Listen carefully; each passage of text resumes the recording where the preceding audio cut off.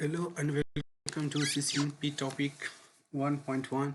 Explain the different design principle used in an enterprise network. So this is lecture number 1 regarding to CCNP. So let's start it.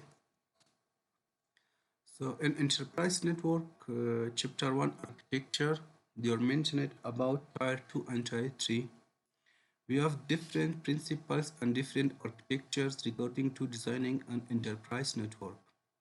So basically I have listed the different types of network principles which are used in network enterprise design.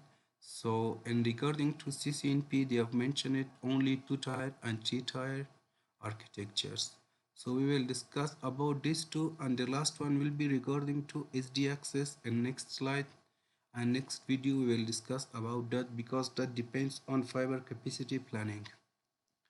So before going to tier 2 or tier 3 network architecture, we should know what is actually a tier in network. In network, we have 3 tiers. First tier is access layer, the second tier is distribution layer, and the last one or third one is core layer. Each layer or each tier has its specific jobs and specific configurations. So this is the 3-tier which we will discuss later each one. The first layer is access layer.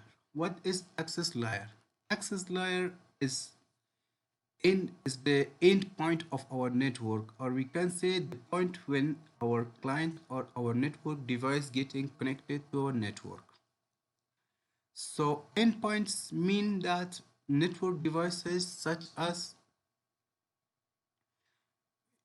this is access point giving radio frequency to mobile, laptop, and iPad. So these are the endpoints. Endpoints can be any one of them: IP camera, IP phone, desktop computer, personal preferences, network photocopier or printer, or any network device which clients are using it, which are located in endpoints. Our endpoints always connected to access layer. So in access layer, we can do other configurations such as VLANs, which is virtual local area networks. We are segmenting our switch into private LANs to reduce the broadcast. The major point of VLAN is to reduce the broadcast domain and bring security. And the last one is which we can do in access layer is security configuration. So security configuration can be configuring port security, uh, DHCP snooping, or any other security features or principles which exist in switch we can do in access layer. The next layer is distribution layer. Distribution layer is working as a middle layer between core layer and access layer. So what is exactly the job of distribution layer? The job of distribution layer is to aggregate access layer with the core layer, or make a combination or make interface between core layer and access layer. So this is the middle order layer. The second layer or the last layer is core layer. Core layer is the backbone of our network. By backbone of our network, we means that it is the central point of our network, which is giving connectivity to other networks or giving connectivity between distribution layer. So one is backbone of the network. The second one, it aggregates access layer with network services. So in previous topic we discussed about this layer, access layer. So access layer is connected to distribution layer, and distribution layer is connected to core layer.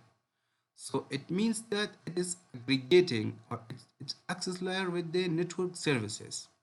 So in network services, we have different network services. For example, in network services, we have wireless LAN controllers, CUC comfort for IP phones, Princess Manager.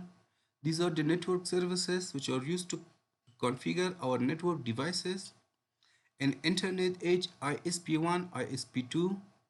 This is the firewall, and these are the switch, and this is the core layer. So aggregates multiple distribution layer. In case of distribution layer, for example, we have two different network in two separate buildings. So what is the job of core layer? Core layer is joining multiple distribution layer with each other. So when distribution layer or get it connected to core layer provides network facility to endpoints or to access layer. And tier 2 design. In tier 2 design, we have also call it the collapsed core. By collapsed core means that we are just dropping. In previous we had three layers: access layer, distribution layer, and core layer. So in here we don't have core layer, we have collapsed the core layer functions into distribution layer. So it means that distribution layer will do two jobs, one job of core layer and the second job of its own distributed functions or distribution layer functions.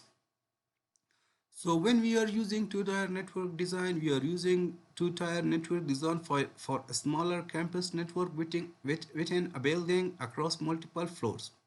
So it means that when we have a single building, so in single building, it's not necessary to bring core layer also, because core layer is used to communicate different buildings distribution layer with each other. So and when we are going to design small business, and when we are going to design a network for a small building, so there is no need for core layer. We just can do the things through distribution layer.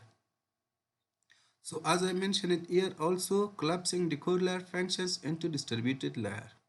So why we are doing that, collapsing the core layer into distribution layer? Because of cost effective approach. So if we are doing a three layer, so we need another switch, we need another distribution switches, which is a cost effective. So to reduce the cost, we are just dropping the core layer into distribution layer. So the second one design is three-tier design. So as compared to two-tier, in here we have core layer, but in two-tier we doesn't have the core layer. So where we can use three-tier network architecture used in large enterprise network composed of multiple buildings.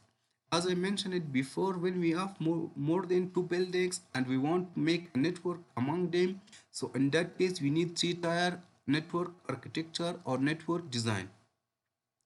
So the function of core layer is to interconnect the distribution layer with each other. So in here, as we see that this is one building, this is another building, this is access layer switch, this is distribution layer switch, and this is the core layer switch. So access layer are connected to distribution layer is connected to core layer. So this core layer is connecting these two buildings with each other. Alongside, it is providing other network services to endpoints or to access layers. So these endpoints can get access to these devices through such layers. So this was the three-tier architecture. Three-tier architecture is more costly than two-tier. So in here, if we see the comparison between two-tier architecture and three-tier architecture, we can easily define that there is one layer in both. The second layer is distribution layer in here both. But look here, also core layer. In two-tier we don't have core layer, but in three-tier we have core layer. So just we will drop it the core layer into distribution layer. This is the end of this chapter. So in next video I will discuss about the fabric capacity planning. For now, goodbye.